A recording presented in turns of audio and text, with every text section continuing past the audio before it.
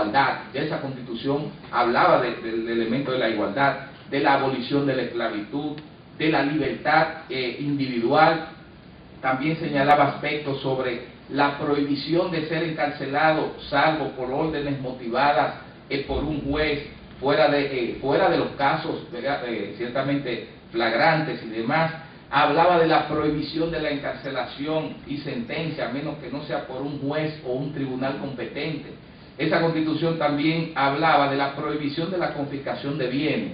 Esa Constitución señalaba el respeto del derecho de la propiedad, la inviolabilidad del domicilio, la libertad de escribir correspondencia, el derecho a la instrucción pública común y gratuita de todos los ciudadanos. Hablaba también, oigan qué avanzada en ese momento, hablaba del derecho de denunciar a los funcionarios públicos. Hablaba también de la consagración del principio de irretroactividad de la ley y la prohibición de legislar contrario a la Constitución, entre otros aspectos. Pero quiero señalarles, para que vean así en síntesis, aspectos, digamos, de derechos fundamentales que ya hace 164 años estaban consignados en la ley. Cabe señalar para fines históricos que esta Constitución nuestra tuvo diversas influencias, como es natural. Influencia, por ejemplo, de la Constitución norteamericana del 1787, donde es de ahí que nosotros tomamos el elemento relativo al sistema presidencial, el sistema presidencialista que hasta hoy en día nosotros tenemos. Tenemos también influencia de la Constitución francesa del 1799 y la del 1814, de ahí es que tomamos este sistema bicameral, que si bien es cierto, debemos señalar, en la historia de las modificaciones de las constituciones hemos tenido sistemas unicamerales, y hoy en día tenemos el bicameral, nos referimos a tener el Senado y la Cámara de Diputados. Hubo momentos que solo existía una Cámara.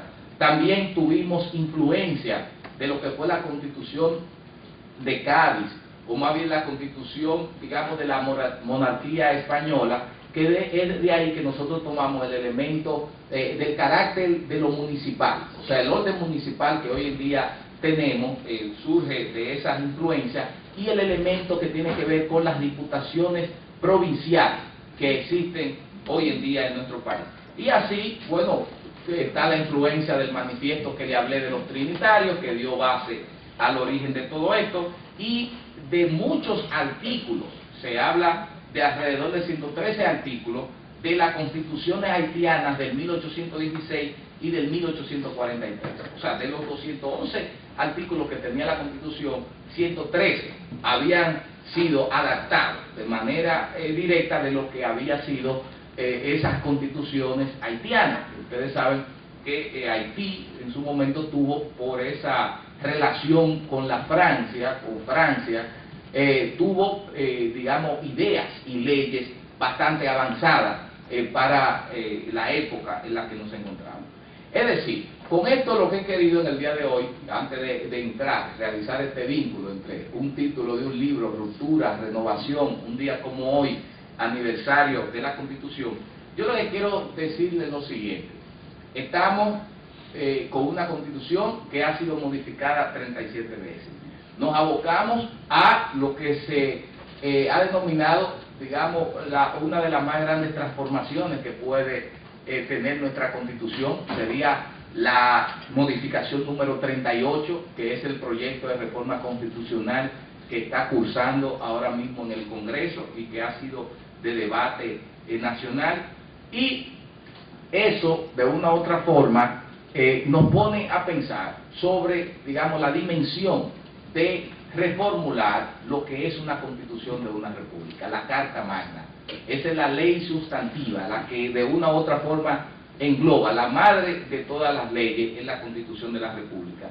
Nosotros, cuando hablamos de ruptura generacional y en los planteamientos que hacemos en nuestro libro, y la historia también los recoge, entendemos lamentable que las modificaciones de las constituciones de la República han sido de una u otra forma o han correspondido a intereses propios de crisis política, intereses, digamos, pretensiones autoritarias de algún gobernante en un momento determinado, y en los menos casos, en los casos menores, han sido modificaciones orientadas a salvaguardar y orientadas hacia los mejores intereses de la República Dominicana. Entonces, eso lo dejamos ahí como un planteamiento que todos como dominicanos y dominicanas y que nos pertenece esta media isla, debemos reflexionar y de una vez por todas entender que es necesario tener una constitución que pueda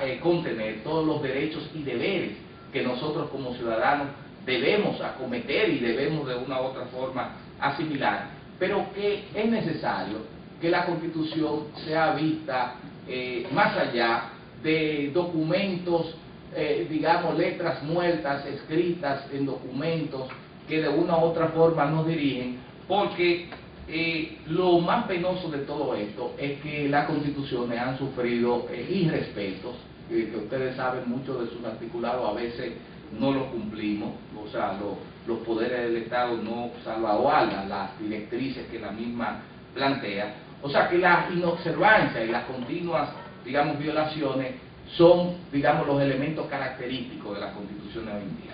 Pero vamos a hablar un poco ya de la ruptura generacional. ¿Qué plantea la ruptura generacional hacia una renovación de la esperanza?